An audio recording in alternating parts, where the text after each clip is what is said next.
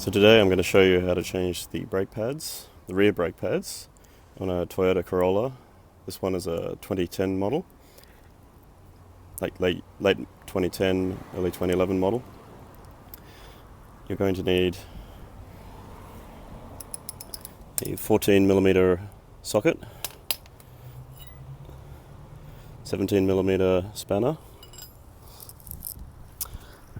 and one of these kits here. This is a brake piston pushback tool. So it applies pressure to the brake piston. It allows you to retract it back into the cylinder and then install the new brake pads, which I have here.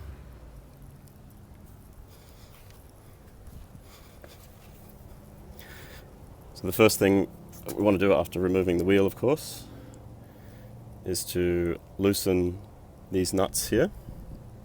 There's two holding the brake caliper to the wheel mount. So I'll just do that. Okay, we're now underneath the car. And you should notice that I've added a chock here just to hold the suspension up, just in case we lose the jack. I don't want the car coming down on top of me and crushing me. I've also chocked the wheels at the front, and of course to replace the brakes you need to be able to remove the handbrake. So there's no brakes being applied to the car at the moment, so the only thing stopping it from rolling forward is the chocks and the fact that the parking setting is on the gearbox. This car has an automatic gearbox. So this is the bolt that we want to loosen here, and this one down here as well. So I'll just put the socket on there.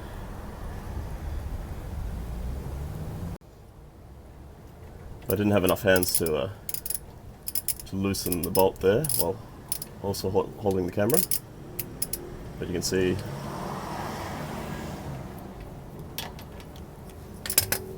we've loosened the bolt.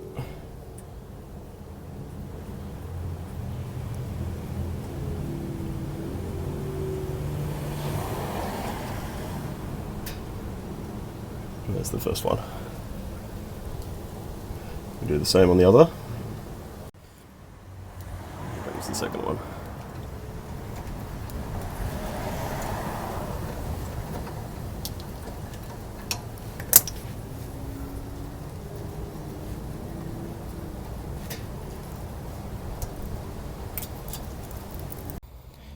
So now that we have these two bolts removed, and both the handbrake and the foot pedal are released, the caliper should just slide right off,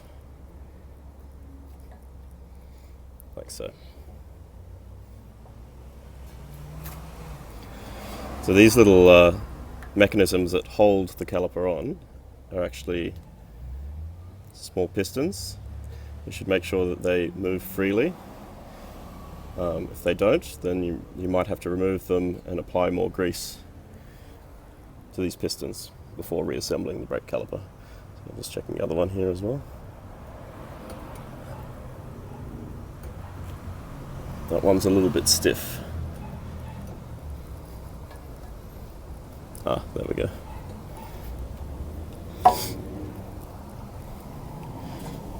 So you can see the old pads on this brake. The one here is wearing quite thin. There's only a few millimeters left on that one. Just lift them out.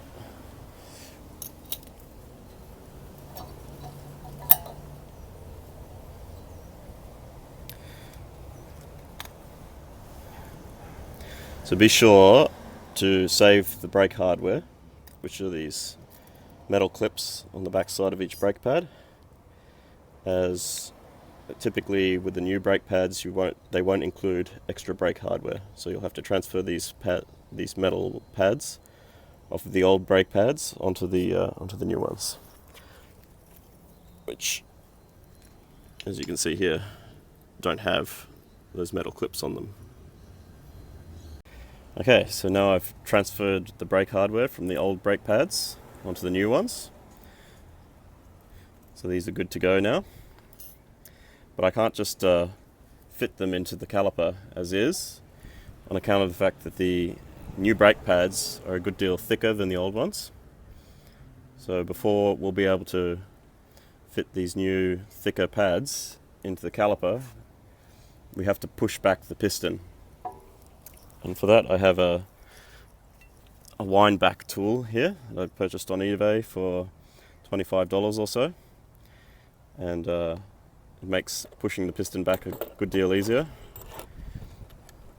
In some older vehicles you might be able to get away with just using a screwdriver to do this, but on my car, since the handbrake mechanism is built in to the brake pads, you have to both rotate and push the piston in order to set it back to its starting position.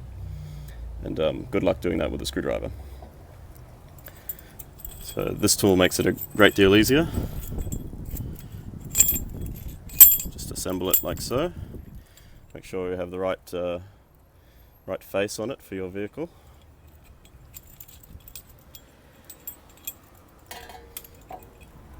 If I just wind that down a little.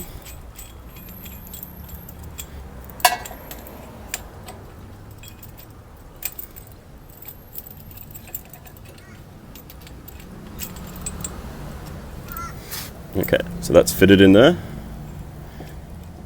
Just take up the slack.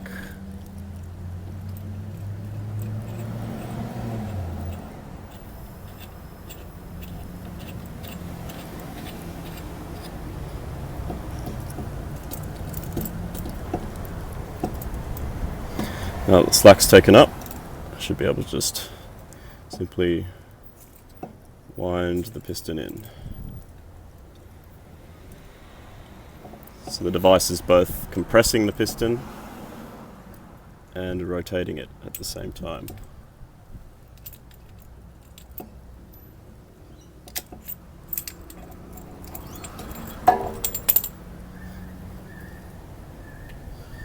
So we'll see if that's enough to get the new pads in. So fit the pads.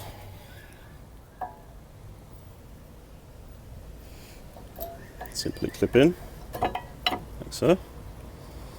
There's one.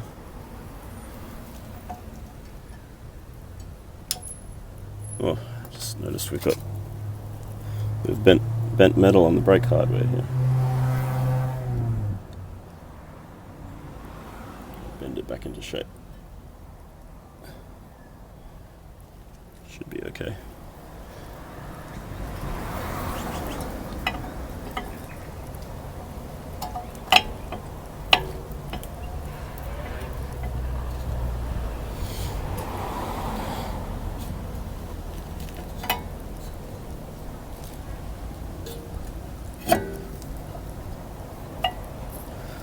And there are the new pads fitted in place. So I wound the piston back just fractionally further. And it's just enough, I think.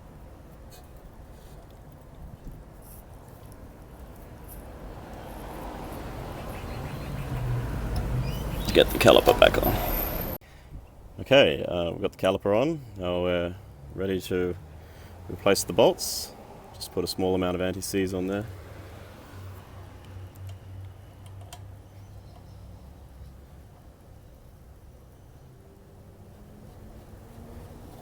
Okay, I just finished torquing up those bolts.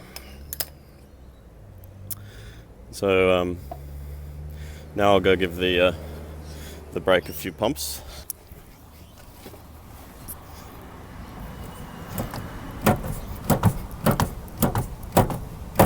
So you just want to pump the pedal a few times because that'll prime the cylinder with fresh oil, and you'll hear it squeezing into the cylinder as well.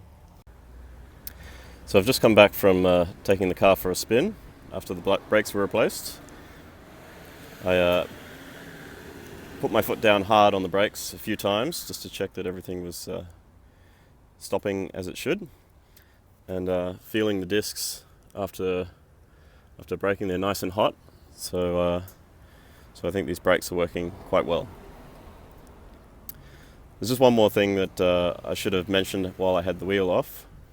You want to check the condition of the discs as well. There's a minimum thickness that the disc should have, and if it's below that thickness it should be replaced.